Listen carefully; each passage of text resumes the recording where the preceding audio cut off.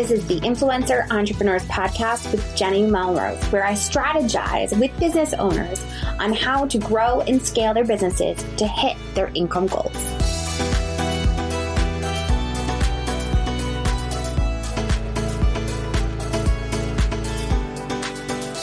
This is episode 221 of the Influencer Entrepreneurs Podcast with Jenny Melrose.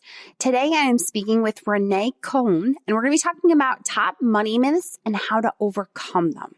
So, you guys, this is definitely a conversation that I really, truly need you to listen into because we really dove into the fact that it starts off with your beliefs, your money mindset beliefs.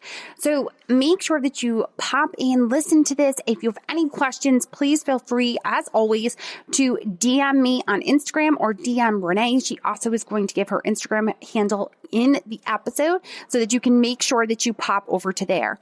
Let's dive in. Hi, Renee. How are you?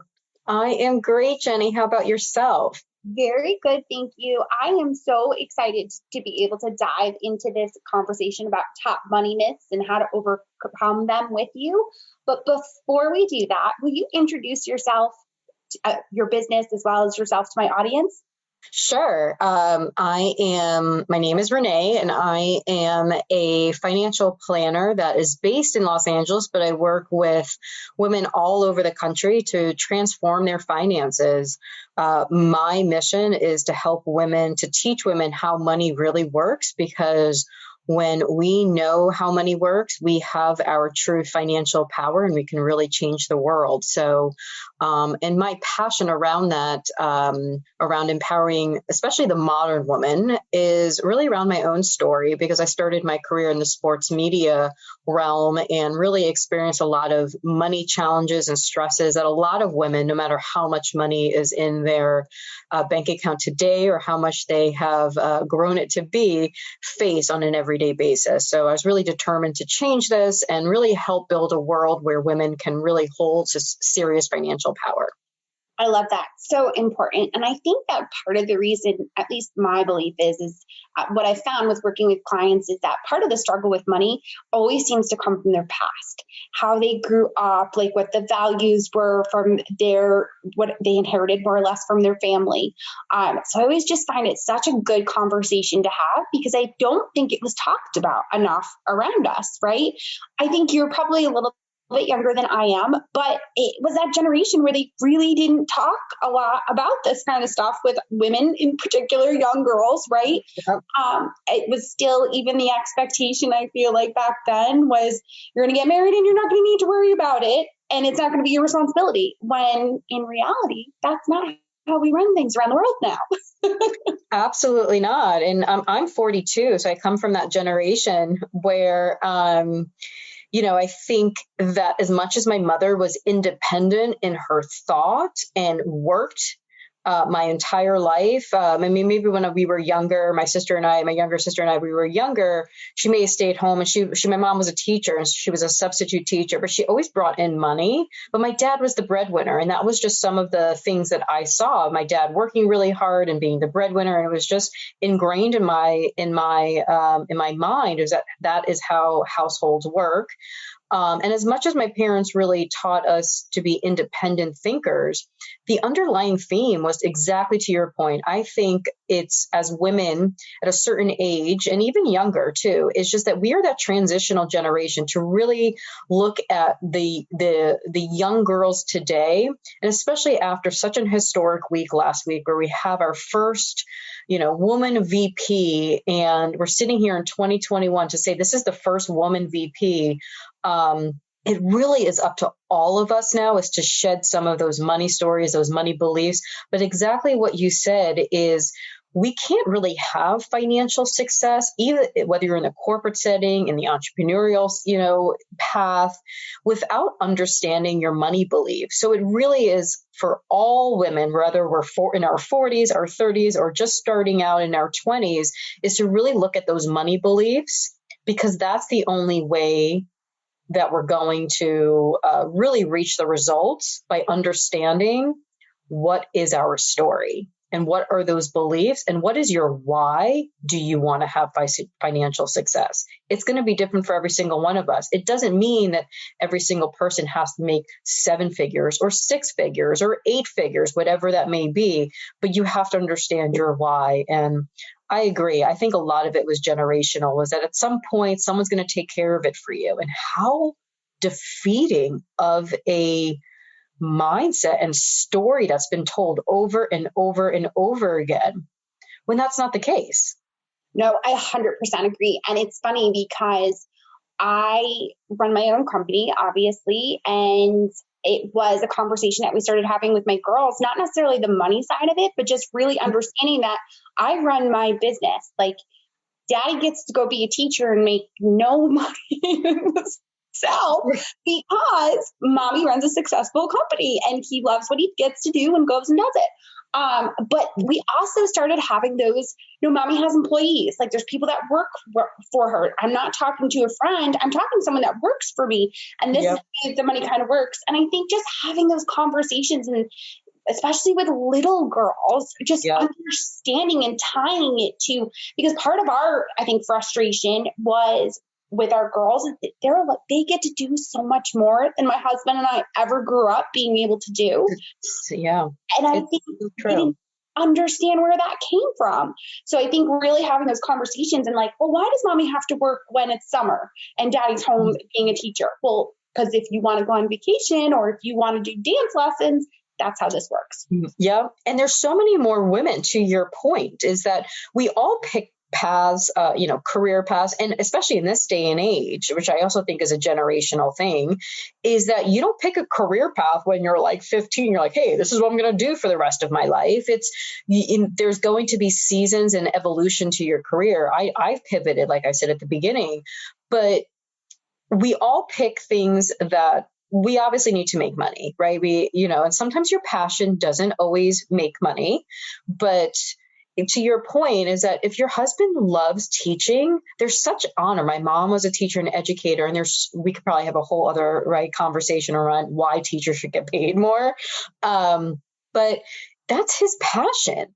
And there's a lot of women in this day and age where they may be the breadwinners in their household. It's no longer the man makes more. And I have these kind of conversations with girlfriends and with clients who are trying to shed those money beliefs. Is that, well, I come from a traditional household, or I have traditional values. And having traditional values and saying that, you obviously want your marriage to succeed or your partnership to succeed does not defer you as a woman by him taking the reins. Yeah. And putting yourself in a situation where you're financially relying on someone else, and vice versa for men too, right? Just because one makes more than the other doesn't mean that you defer the reins for your success. And I think it's also for men too, who are maybe making more than their partner, than the woman, is that it's not up to you to save her. Right. And for us even to allow ourselves to be saved. Exactly. It drives me up the wall, is that we have so much independence and opportunities. It doesn't mean that you have to make as much as your partner. It doesn't mean that you can't have a traditional values or household. It means not giving up your independence, because you don't know what the future is going to hold. So you want to make sure that you're always putting yourself in a situation that you can rely on yourself. If you can't afford the home that you're buying together, then on your own, then make sure you're coming to those type of conversations. So, and I love that you brought up conversations right there at the end, because I think that is the piece that a lot of us miss, is that as women, especially business owners, we don't have those conversations with our partners about what our expectations are for us to be able to run our business, whether it's the financial aspect or whether it's I need time to sit and work and photograph something and actually get this out. And I need help with the kids, and having that kind of mutually beneficial relationship. So I'm so glad that we're not just talking about this in terms of finances, but also just as a whole, as a business owner. These conversations are so important. it is so important to have open and honest communication, with your partner, because it is, I think, the entrepreneurial path. And just because I'm in the same exact boat, just because I'm helping other people reach financial freedom and success in their own way doesn't mean that I'm not running my own business as well. And there's no shame to that, is that I have to make a living as well. I have goals, I have ideas for my life and all of that. It just comes in the form of also making an impact and helping people. And I think that entrepreneurial path is, we're all in this, no matter what kind of business you're in, we're in this little club, right? Where we kind of all get each other, and maybe how you're wired and you think, and what it takes to run a business, and the lessons and the failures, and you put yourself out there, and all those things. People who are in the corporate setting may not understand that, or in a traditional career path, right? And there's nothing wrong with that. But it is the communication piece, because to your point, sometimes you're like, I just need 2 hours so I can strategize, and I cannot worry about the kids right now.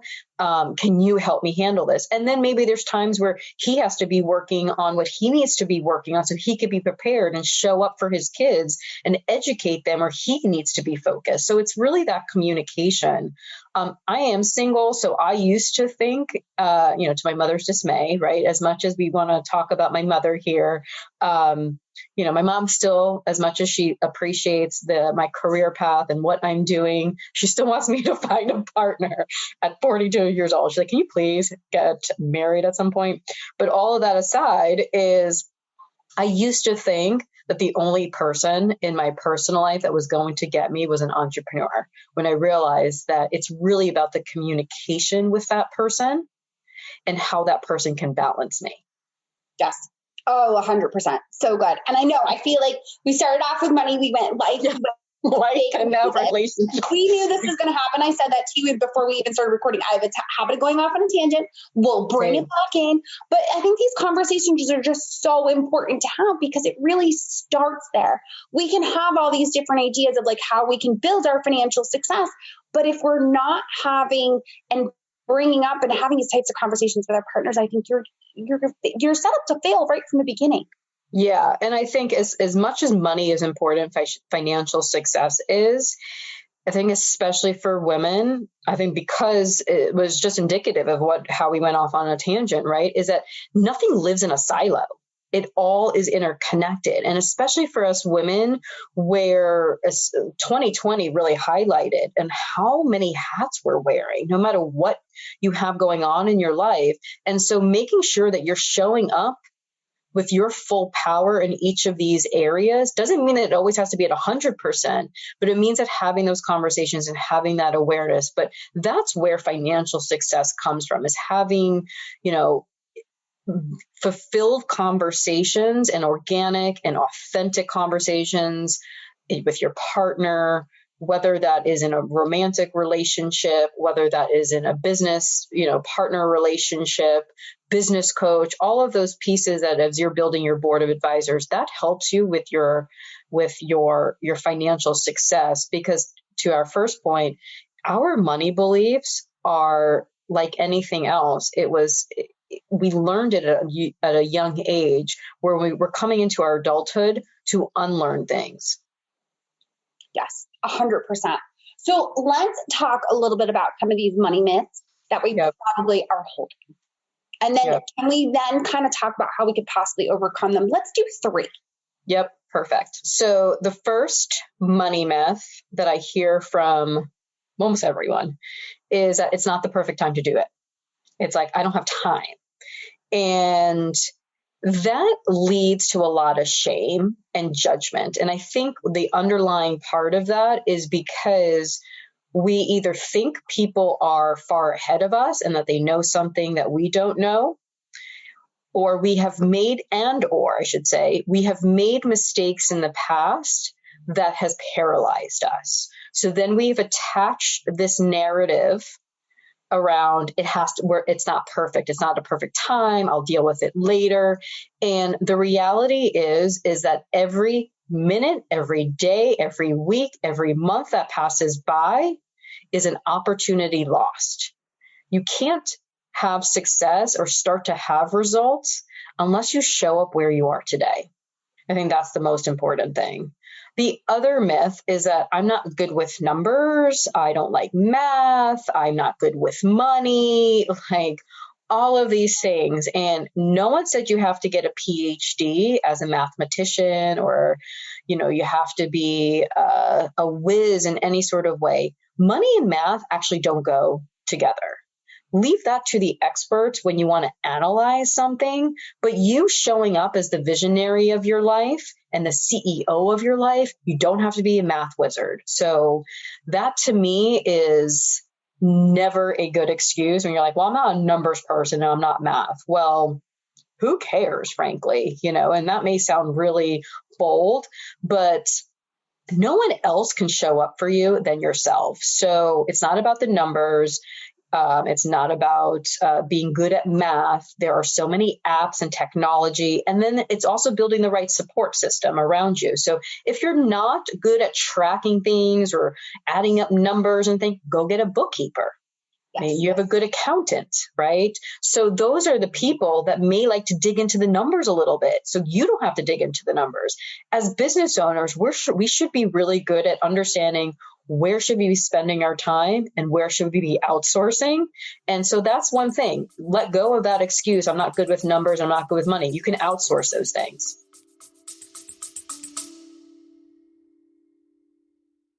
Whether you're a seasoned podcaster or just thinking of starting a podcast, you need to listen to Buzzcast from the folks at Buzzsprout. Here we go! Buzzcast covers everything a podcaster should know, from marketing strategies and how to make money from your podcast to the latest and greatest tech and industry insights to keep you on the cutting edge. Follow Buzzcast by clicking the link in the description or go to buzzcast.buzzsprout.com and keep podcasting. Yes. So 2020, kind of touched on a little bit, was really a tough year, right? Many people, we all had some things we had to overcome, whether it was crisis schooling or if it was being quarantined by ourselves for weeks and months on end. So part of the problem was we're always hearing live in a mindset of abundance, right?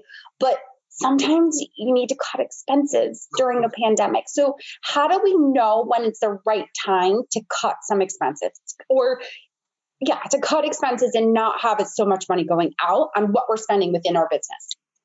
Yeah. And I think that's another, great segue into the other mindset is that a lot of people overspend or they don't know where money is going. And so it leads to a lot of shame and judgment. And it really is showing up with intentionality and clarity. I hate the word budget because it throws us into a scarcity mindset. And we should be trying to flip that to the positive, which is abundance.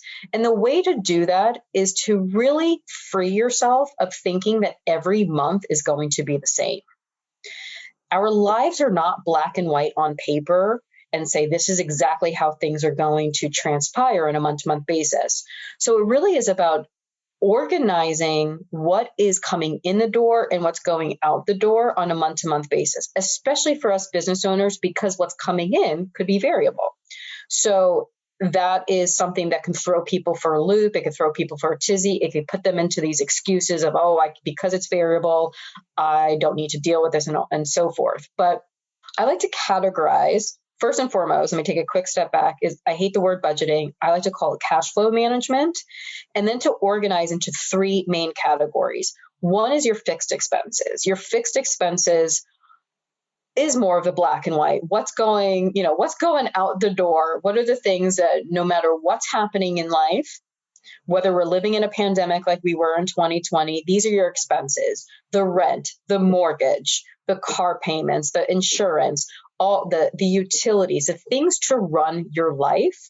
Now, granted, in 2020, because we were all going through a global pandemic, there were opportunities to put things on hold or to get, breaks for things. But in normal life, there may not be that, right? If we're not going through a public pandemic again.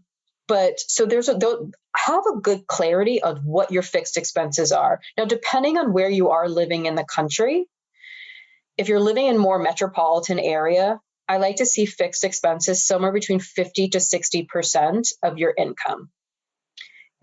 Because there's going to be a little bit of a swing because of housing costs and things like that, depending on where you're living. But even if you're living in a quote unquote second tier city, we all know that more metropolitan areas are a little bit more expensive than rural areas. So look at what your fixed expenses are. Now, the second category is your discretionary. These are your variable expenses that are not the black and white that life is going to, always kind of throw your way on a month-to-month basis. We may have categories of things that we spend on a month-to-month basis. This is where the lifestyle stuff comes into it, where we're like, I like to get a monthly facial. I like to get a monthly massage. When I was able to go to fitness studios, I'd go to my fitness studios. Those are things that I had month to month, but those were my variable, my lifestyle, the things that I can easily cut out. So in 2020, I would say is that look at that area. And even as we're, at the end of the first month of 2021, we're still adjusting and we're still still in this pandemic, is to look at those. What are your variable expenses? We've been living in this pandemic for almost a year now. So now you can kind of understand the flow of what were the variable expenses that you have spent. Maybe it's the, how to entertain the kids and how to entertain yourselves. Maybe it's the wine bill, because I know that's been big for me. But those are the things to look at. And if you need to cut expenses, then you need to cut expenses in that area.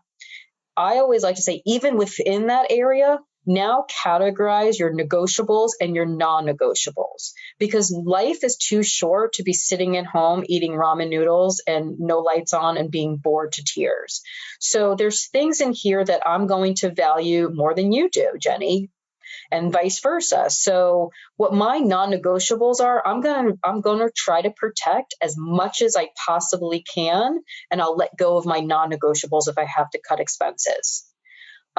Ideally, I'm not having to let go of any of them because I'm living within my means. Your third category is saving. And this is the area that most people will overlook because they're overspending in their fixed expenses.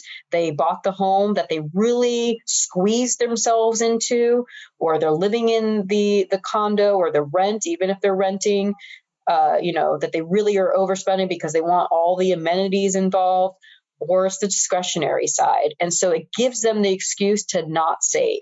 And if you're not paying yourself forward or first, you're losing out on every single opportunity for your future. So I like to see your discretionary expenses to kind of to go back is your fixed expenses somewhere between 50 to 60, your discretionary expenses 20%, and then your savings 20%.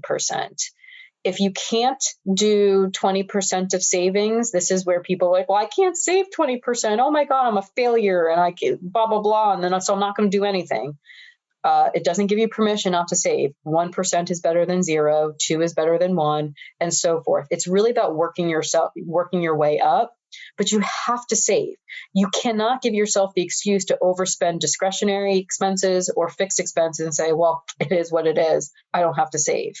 So if you're looking at cutting those expenses, I would obviously on the discretionary side, even on the fixed side too, is that, do you really need that $500 car payment if I'm living here in Los Angeles? Like, I haven't used my car in so long that, which is so crazy to say, especially here in LA, look at those things. Are your leases coming up? If your lease is coming up, what is your car insurance? Do an audit. And where can you shave down some expenses so you can pay yourself first? I love that. So now we've talked about a side of expenses. Now for a lot of people listening, they are thinking, okay, how do I reinvest into my business? When do I know is the right time to do that? I will have a lot of discussions with clients saying, I don't want to spend that much on email software service provider. I'm like, it's going to come back to you. Is there a way to kind of almost have that seesaw effect where you can see if I spend it on this, it can clearly come back to me? What would you recommend? Yeah, I think as a business owner, it is always important to reinvest in your business. So as in that fashion is as much as you want to be able to save is to see really when you have that clarity around where your money is going and what money is going out, then for example, if you're like, well, I have 5% that I can save, and well, maybe 2% is being saved just so you have that cushion, and 2% is being reinvested back into the business. And when you're reinvesting money back into the business, then depending on whatever area that may be, whether that's coaching, whether that's an actual service, a product to help you move the needle forward and grow your business, then it's doing your right due diligence, right? In what kind of provider or service provider or product. How you don't always know the ROI. You have to do your due diligence, but you also have to allow yourself to make a mistake and to lose money. And I know that sounds really scary and crazy, but if something cost you, $500 to try, you're like, well, you know what? I'm going to try this and let me test it out for a month or two. And I'm willing to invest $1,000. If I get nothing back from this, it's a learning lesson. It sucks that I lost $1,000, but now I know what I really need. But yes, of course you want the ROI, but don't be afraid of the failure part of it too. No, that makes so much sense. And I love that you're talking about it's a lot of times I find it easier to make it in myself, the investment. So it's a professional development kind of thing, whether it's a coach, whether it's a mastermind, whether it's a new program that I'm going to learn how to do something myself, because I know it's tied to me and not tied so much to a software or things like that. So. Same. I am a self-care junkie. I mean, I will sign up for every program and everything. And I always want to do it all because I'm like, I just want to absorb it all. And I think last year for me was because we had so much extra time. I was like, oh my God, I have so much time to like work on myself. I was overload on self-care and programs. But I agree. I think that you have to invest in yourself. And as a business owner, I can think about myself at the beginning. I can think about when I talk with business owners today and they're like, I'm skimming. I'm like, literally like, I don't know if the next month I'm going to be able to pay my bills or 2 months. Yes, you always want to have a little bit, but sometimes it is okay to take that chance, right? And I think as women, sometimes we really do think about the worst case scenarios. So even if you don't have like your full emergency fund and all of, and the full cushion, it's again, there's never going to be a right time. You got to reinvest in yourself and your business. Perfect. No, I love it. So could you give us one tip that could help us reach our financial goals in the future? Just one. Just one tip. It's really, really hard, but I really think it is. It's clarity. When you have clarity, you can show up as the visionary of your life. No one can help you. You can't hire a coach, whether it's a business coach, a financial planner, an accountant, a bookkeeper, a software. No one can help you if you're not the visionary of your life, if you're not willing to show up with awareness and clarity. Perfect. You are offering my audience something. Tell me a little bit about it, and we're going to make sure that we link to it in the show notes. Yes. So at all of your listeners, I am offering a 30-minute free, I should say, a free 30-minute money strategy call. I know all business owners were in different places. And so this call is an opportunity for us to hop on a call and just hear where you're at. And I'll share some tips and strategies to help you be organized, have that clarity, and to really implement ideas and strategies that will be helpful for you now and throughout the year and into your business. Perfect. We will make sure to link to that in the show notes. You guys are listening. You can also always send me a DM on Instagram so that I will make sure that I can send you that link directly to you via Instagram DMs. Where are the best places to connect with you, Renee? Well, talking about Instagram, that is a great place because my goal for 2021, so you guys can all hold me accountable, is to really show up with more content. I know I have a lot to share and can help people, so I am pushing a lot of people to my Instagram, which is my first name, ReneeLori. So it's my personal Instagram. I also, my email is also a place where I obsessively check, and that is my first name, Renee, last name, Cohen, at N as in Nancy, M as in Mary.com. Perfect. We will have that linked in the show notes. You guys definitely make sure you go take advantage of that free 30-minute session. I hesitated and told you to tell me what it was because I couldn't remember if you said it was free or if there was a discount. And then you said it was free. And I was like, oh, great. They're all going to love that. So that's perfect. It's all free. Yes. I believe in free so they can, actually take advantage of it. What's your Instagram? Mine is at Jenny_Melrose. And those of you that are listening, make sure that you wanted that link directly in your DMs. I will send it to you. So just go to my Instagram at Jenny_Melrose. You guys know that's the way I love to communicate. So Renee, I appreciate you so much for taking the time to speak with me and my audience. Thank you, Jenny. I appreciate it. And this was a great conversation. And I appreciate getting an opportunity to talk to your listeners.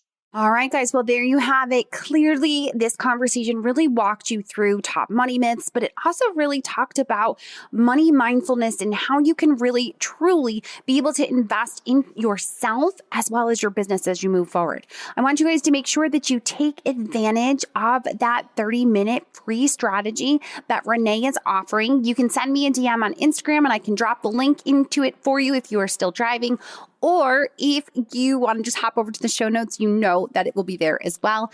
As always, we appreciate it so much when you guys leave a review on your favorite podcasting app. It just helps to make sure that we find great guests to come onto the show. If you were not already on follow me on Instagram, please make sure that you do. You can find me at Jenny_Melrose, and I'd love to see a screenshot of your review that you are leaving. All right, guys, until next time, I will see you all then.